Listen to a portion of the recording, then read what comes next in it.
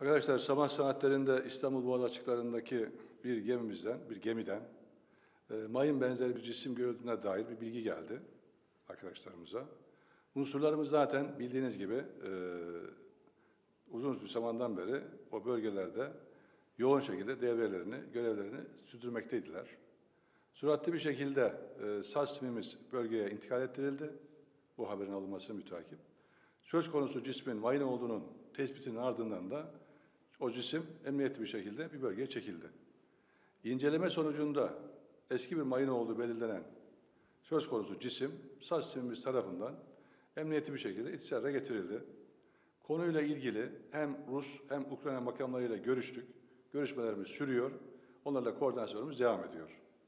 Deniz trafiğinin emniyetli bir şekilde sürdürülmesi için başta deniz kuvvetlerimiz olmak üzere sahil güvenlik ve ilgili diğer kurum ve kuruluşlarla gerekli koordinasyon yapılmakta. Gerekli tedbirler alınmakta. Deniz trafiğinde şu an itibariyle herhangi olumsuz bir durum söz konusu değil. Deniz kuvvetlerimizin yüzer ve uçar unsurları teyakkuz halinde faaliyetleri takip ediyorlar, çalışmalarını sürdürüyorlar. Teşekkür ederim.